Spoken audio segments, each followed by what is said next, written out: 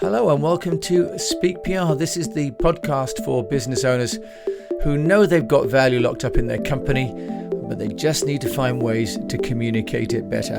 And we're going to do that on this show by talking to people that know how to get clients noticed, but also fellow entrepreneurs. And I've been an entrepreneur myself for over 25 years. I've built my own businesses and also built brands for others, because I also run a PR firm with offices around the world. So on this show, I condense 25 years of experience into 20 minutes, all designed to share tools and tips to help companies and business owners to get noticed for free using the tools and the technologies that big companies use, and some of them that they don't know how to use yet. So welcome to Speak PR. Okay, welcome to this episode, and today I'm going to share with you some thoughts about working with the media. Now, so often we are asked as a PR agency to get clients into publications, and that's only one way that we can work with the media. Another way really is to find out what the media is organizing, but also to have a conversation with them about what we might want them to organize in order to have a partnership. Now, especially during this COVID times, many publishers are really very keen to find ways to generate revenue. Remember that the traditional ways that journalists and media make money is to write articles and to sell that publication as a subscription or as an advert. Those really are the two business models that publishers have got. So the ways that publishers are getting creative is by doing things like organizing awards, for example, which are a great way for companies to work with the media, to enter, to compete, and to get the gong so that you can use that in your marketing. But another way is to have a conversation with the media or the publisher about what you're organizing and see how you can work together. Now, I thought I'd bring in an example here because we're working with a potential client from the Middle East, and this client is involved in promoting an awards, and we're working on promoting the awards in Southeast Asia but also into China. So we've had a conversation, my Chinese team, with the publishers in China just to talk about how we can help to leverage an award to make the Chinese media, Chinese audiences, non-government organizations, government organizations, people who are innovating around water technology to know about these awards and take part. We've spoken to two large national media, and we've done that because we want to work with media that have got both English language and Chinese language content so that the people inside of China that are foreigners would also know about this award. So the first lesson of the day with working with the media is media selection. And finding out which audience you're appealing to is, of course, the first part of that. And in this case, we want to talk to people who are innovating, and they may be foreigners in China, but they may, of course, predominantly be the Chinese themselves. So choosing a media that speaks to both. We've gone for mainstream media instead of just the vertical media that are in that particular sector of water, because we want to also talk to the NGOs. So we want to talk to groups that may not enter the awards but are interested in the awards, because these kind of people can help to spread the net more broadly. In this particular case, then, we've chosen to reach out to Global Times, or the Chinese name is Huanzhou, and the other one is ChinaNet. So first of all, I'd like to just share with you a little bit of background about the two media, then that'll give you a bit of context. So Global Times was established back in 2007 under the approval of the People's Daily and the State Council Information Office, and it has the investment from People.com and Global Times, and People.com was the magazine and newspaper media group of the Chinese Communist Party. So the international reach, though, of Global Times has extended significantly really over the last decade, and it's being sent to over 150 countries and territories. And this is really part of China's push to take, China's side of the story overseas in English language for those people that are interested in China and those people that are looking at working with China, and especially with the Belt and Road Initiative that they have pioneered, using this to communicate what the Chinese government is looking to do. Now, when talking to Global Times, they have come up with a great really scope of work for us, and that is that they are going to create a display pavilion for our client. This is the proposal, and they are willing then to present information within a pavilion attached to their large website and under a subsection of the technology department. And they will then list it as an award and include our news updates and relevant information about the participants and the judges and the criteria. And they'll also showcase information about the previous awards that took place.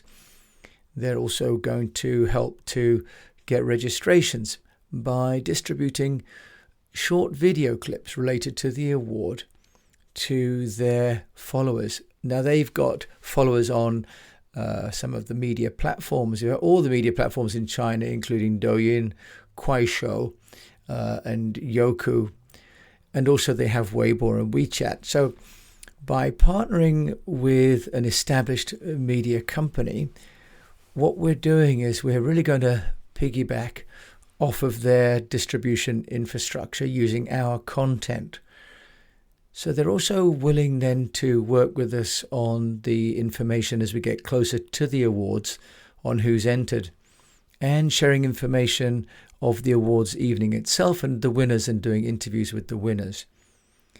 So working with Global Times in this way is a cost-effective way for the client to access the media that otherwise wouldn't run this as a story other than a press release. But if the client was to try and build a pavilion and attach all the content, and most importantly, try and attract all the audience, then there is no way they could do it with the budget. And we're talking about, tens of thousands of US dollars instead of hundreds of thousands. But also from a time point of view, we're looking at having something up and running within the Global Times network within weeks, not within months. So this is one option for any company. When I produced the British Business Awards in China years ago, I worked with the China Daily. I started the awards back in 2008, and I partnered with the China Daily, which had English language only at the time. And we worked with them to promote the awards. And it's a great way then of establishing credibility, because what we really want to do is to obtain the credibility that comes with media coverage and media exposure, but without actually having enough content to get the media to cover it consistently over time. The announcement of an award and the winners of an award are interesting, of course, to us as our clients, but for the readership of Global Times, it's not significant enough to be given coverage every day, but that's also what we want to have for our client.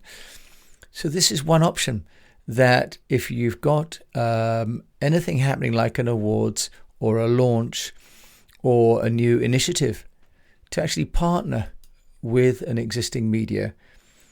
Now, another option I mentioned that we're proposing to market and promote this awards is with ChinaNet. And ChinaNet is the key news website led by the State Council Information Office, and it's managed by the China Foreign Languages Bureau. And it's published around the world in 11 versions in 10 languages, with more than 200 countries. So the ChinaNet is another one that we are proposing because there are, with this awards, opportunities for people from around the world to enter. So we're using the China platform, which works across multiple language groups, to reach out to people around the world. Now, actually, the China media are probably more international in their language usage than, I would say, any other country. You know, the British publications all take place in English, the Germans in German and English, the French in French and some English. But the Chinese have really embraced multicultural, multilingual communications on the media. So this is quite an interesting way of getting into markets like Africa, for example, in the Middle East, and even Latin America, and certainly Southeast Asia, because the Chinese government, not individual publishers, have funded the information being shared on these platforms. And I can tell you that it's not all propaganda. You know, having lived and worked in China for 13 years, there is a genuine interest and a genuine passion within the Chinese editorial community to highlight and work with, for example, development causes and commerce. Now, obviously, there are limitations on the political discourse in the Chinese media, but don't for a minute think that the Chinese media are not active in communicating about every other kind of topic, whether it's automotive, science and technology, education, literature, and so on. So with China.net, they have offered to basically run a live broadcast. Now, China and the Chinese, I'd say probably worldwide, in my opinion, are leading the way when it comes to understanding and the deployment of streaming technologies. If we work with the guys at china.com.cn, they actually will create a separate channel for us with a water theme, and they will then broadcast both the awards information in advance, but they will then also actually display and have a crew and live stream the awards that take place in the Middle East, in Dubai, to their hundreds of thousands of viewers. They'll also then take this live stream from this awards, and they'll, by the way, subtitle it, of course, into Mandarin and other languages if we want. But they're also going to include it on their video platforms, including, as I've mentioned, Douyin, which we think of as TikTok overseas, Kuaishou, Station B, Weibo, Youku. So they have all these platforms. They aggregate the content onto one of them, and they will help to disseminate. Now, this is a more expensive option. We're talking about over $100,000 to live broadcast. But what the client is getting, of course, really is not only the broadcast distribution, but the audience. Now, if you were to go to, if you go to CNN or CNBC, or people like the BBC really wouldn't even engage in this, we would really have a problem, I think, with getting the international TV companies to embrace this. Now, some of them would if the budget is big enough. And I know that, for example, CNBC has partnered over the years, as has CNN, with conferences. And they will be the official host and official broadcaster of conferences. And then they get exclusive rights to the content. But what we're looking at now is really diversity of the content distribution across multiple geographies and multiple languages, because this award is a global award. It's not just for one language, one community. And so, as I say, the Chinese media are representing, perhaps ironically, an interesting gateway into the worldwide audience without having to work, for example, with different media outlets in Africa, the Middle East, and ASEAN or Latin America. So I raise this because credibility comes from media partnerships, and it comes because the media are considered to be gatekeepers of the content and the quality of the content. We'd like to have our companies showcased. We'd like to have our awards. We'd like to have our new products demonstrated on these channels. But of course, they have to be very careful not to be conceived as masquerading advertising in the form of editorial. So how they get around that and how we can get around that is by partnerships. By partnering with a media outlet. In this case, we're suggesting to in China. But I've worked with media partnerships in Singapore, and we can do that also in any country, in France or the UK. The key driver now is that in COVID times, publishers need revenue. Traditional advertising revenue was already evaporating because of the decline of print. And the old days of $6,000 to $7,000 worth of advertising per page, when we would buy space for a trade press, are gone. So now the media are selling subscriptions to newsletters, for example, at maybe even only $50, $60 a month. And the banner ads on their websites no longer command the kind of fees that they did when they were a full page advert or double page spread before a trade show, for example. So the media now are having to become much more entrepreneurial. They're using conferences, or at least they were, but of course now COVID times means that even that has taken a source of revenue away. So the media bring an amazing amount of authority to any topic, but also, of course, they have this amazing distribution. If you're looking at what you can do with your company and how to promote something that you're launching, it's in a venue or a product, introducing a new market, perhaps you could think about which media would actually address the audiences that you want to talk to and talk to them about what they could do. I think you'll find, as we are, even the media in China are looking at ways to make money by partnerships. We bring the content and we bring the commerce, and what they bring is the credibility and the distribution. Now, it is possible to find media that will work without even a budget, and they're willing to do that if you can introduce to them other forms of revenue.